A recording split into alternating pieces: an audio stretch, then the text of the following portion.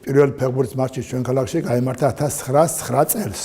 აი მოყოლებლებიდან დღემდე სპორტის სასახლე ქალაქში ცოცხლობს და არაერთ სასახლეში წარმატებას მიაღწია ჩვენმა გუნდებმა. ყავდა ასე ძლიერი გუნდი ქუთაისის დინამო, ამას იმით თასი მიღებული საქართველოს ჩემპიონატზე და პირველობაზე. ყავდა იმერეთი საქართველოს ნაყოფის ჩემპიონი, შემდეგ ტორპედოს პირველი გუნდი და შემდეგ ეს წარმატებები გავიძლა ტორპედოს ოსტატთა გუნდმა შემდგომ. აქ წარმოდგენილია სხვა წლებში მიღებული პრიზები, სუვენირები. მაგალითად ეს ბურთი რითაა საინტერესო, აი ამ ბურთი კიშინიოვში 1961 წელს ტორპედო მოიპოვა უმაღლესი ლიგის საგზური. მსოფლიო მნიშვნელობის ქუთაისის სპორტის მუზეუმი თავისი არსებობიდან დღემდე 9 საუკუნემდე ითვლის. იგი პირველი იყო საბჭოურ სივრცეში, რადგან სპორტის მუზეუმი სხვაგან არ არსებობდა. მისი გახსნის იდეა ქართული სპორტის მოამაგესა და მემატიანეს ზურაბ ჯავახაძეს ეკუთვნოდა. ქალაქმა დაუფასა კიდე 9 წლი. აღნიშნული მუზეუმი ზურაბ ჯავახაძის სახელს ატარებს. 60-იან წლებიდან გადაწყვეტილი მქონდა ქუთაისში განახლა სპორტის მუზეუმი. მე თვითონ სპორტსმენი არ ვიყავ, მაგრამ ყოველ შემთხვევაში ინსტიტუტის სახელს ვისწავლდი რესპუბლიკურ და საქალაქო ტურნირებში, ფრენბურთში და ფეხბურთში. მქონდა ურთიერთობა, ახლო ურთიერთობა სახელოვან იმდროინდელ სპორტსმენებთან. ივი კარტოსიასთან, მახტანგ ბალავაძესთან, არსენ მოგეგიშვილთან, შალვა ჩეხლაძესთან, სულიკო თორტოზესთან, ჩვენთან ჩვენ ქალაქში და ამათთან ურთიერთობამ კიდევ უფრო გამეღრმავა აზრი, რომ ქუთაისში დამეცებინა სპორტული მუზეუმი. სპორტის მუზეუმი თავისთავად უნიკალურია. როგორც ყოფილი საბჭოური ეგიდით ეს რამე თუ ეს იყო ერთადერთი და პირველი მუზეუმი ყოფილ საბჭოურ სივრცეში და ეხლა საქართველოში არის უნიკალური თავისი ექსპოზიციით. მუზეუმში განლაგებულია ისეთი უნიკალური ექსპოზიციები, როგორიცაა ოლიმპიური მედლები, მსოფლიო და ევროპის მნიშვნელობის მედლები და საერთოდ ყველა ნივთი, მისი უნიკალურობა მაინც ამ მუზეუმისა მდგომარეობს იმაში, რომ ყველა ნივთი არის ორიგინალი. ქუთაისის სპორტის მუზეუმის დამაარსებელმა ზურაბ ჯავახაძემ წლების მანძილზე უამრავ ექსპონატს მოუყარა თავი. უმეტესი ნაწილი სწორედ მისი შეგროვებულია. იგი ახერხებდა დაეთანხმებინა სპორტსმენები გამარჯვების შემდეგ ჯილდოები დაეთმოთ. ოქსფორდის ბიბლიოგრაფიულმა ცენტრმა 2003 წელს ზურაბ ჯავახაძე მე-20 საუკუნის პლანეტის 2000 გამოჩენილ ადამიანთა სიაში შეიყვანა და მსოფლიო მნიშვნელობის მუზეუმის შექმნისათვის ოქროს მედლით დააჯილდოვა. ქუთაისის სპორტის მუზეუმში საქართველოს მასშტაბით ყველაზე დიდი საგამოფენო სივრცეა. აქ 10000-ზე მეტი ექსპონატია დაცული. ვაგრევდი მასალებს დიდი რუდონებით დადიოდი მოგწოდა. არაფერს არ ეუბნებოდი რაფერს, მასალები ჩამონგონდა. ახლა ძნელი იყო მიადეგი კაცი ახლა მსოფლიო ჩემპიონს სახს და მე ჩემი მედლები და ესენი უცნობი კაცი ვარ, ვინ იყო რა იყო კაცი ანცოდა არა, რა თქმა უნდა.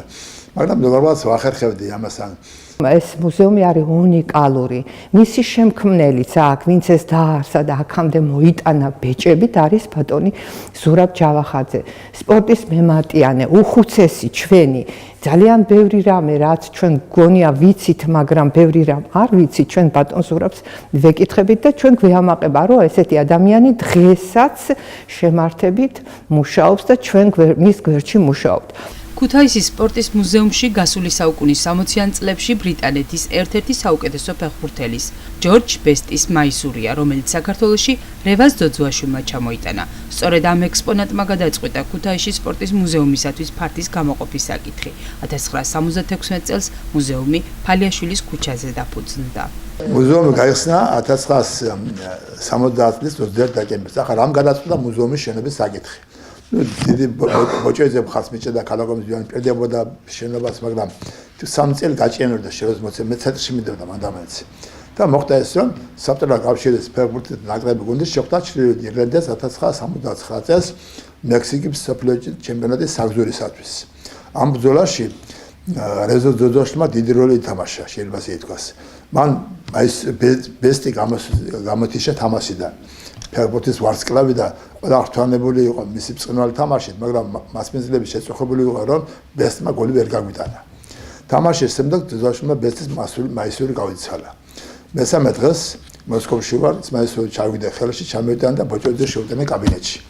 აი ამ მაისურმა გადაწყვიტა ბესტის მემაზრგე ჩვენს მუზეუმს გამოფენას ამშვენებს მუზეუმის შენობის გამოცემის საკითხი. ქუთაისის სპორტის მუზეუმი მდიდარია ქართული სპორტის ისტორიისა და მოღვაწეობის ამსახველი ექსპონატებით.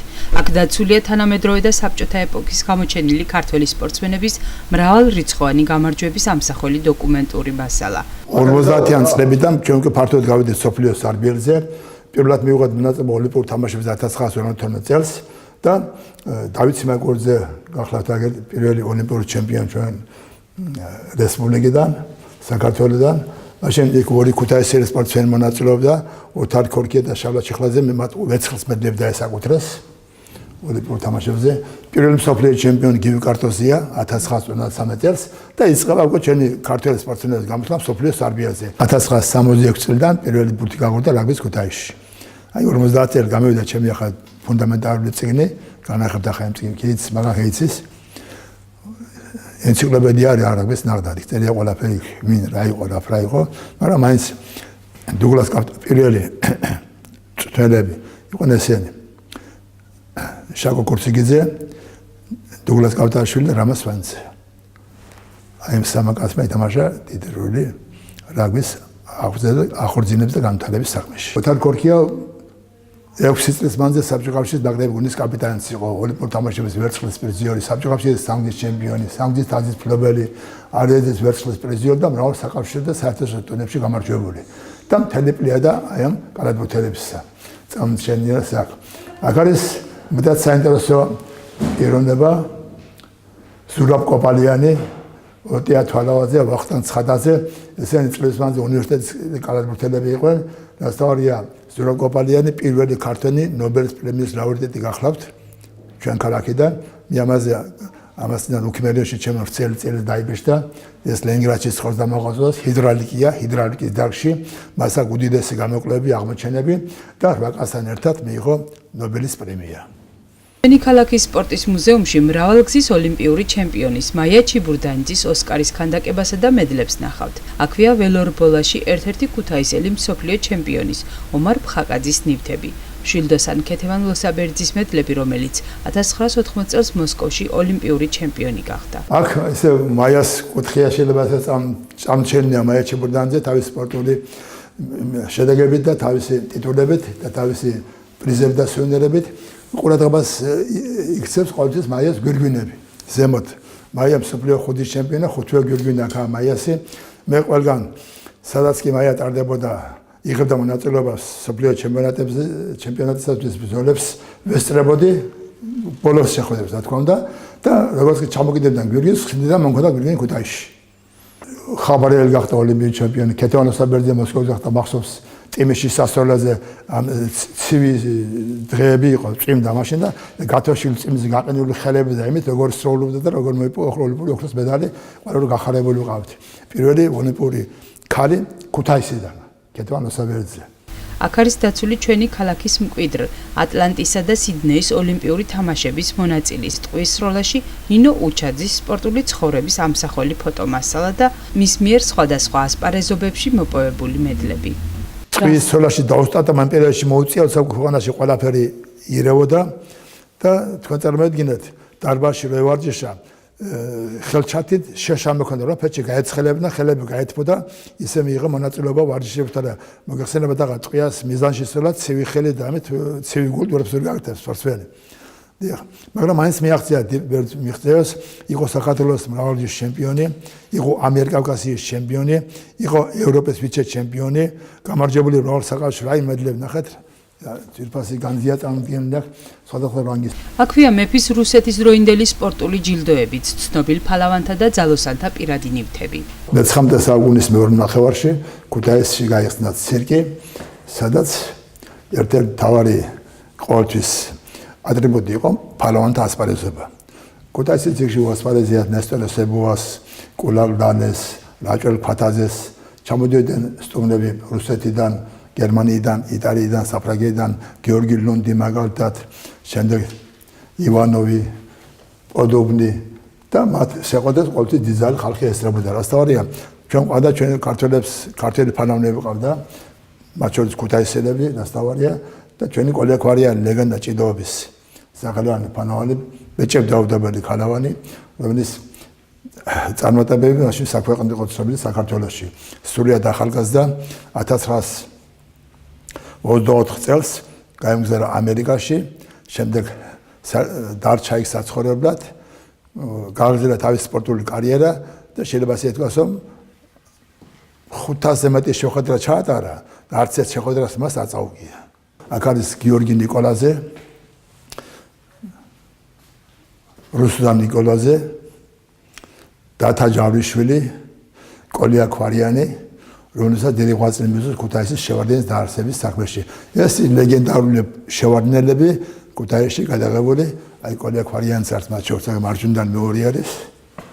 პირველი ველოსექცია ქუთაისში, პირველი კალათბურთელი დაგუნდი ქუთაისში.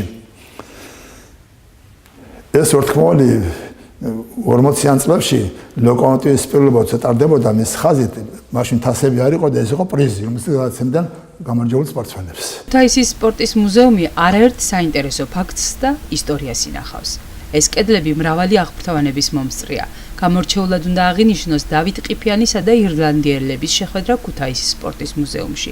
ქართული ფეხბურთის მეტრი დავით ყიფიანი ინგლისურს კარგად ფლობდა.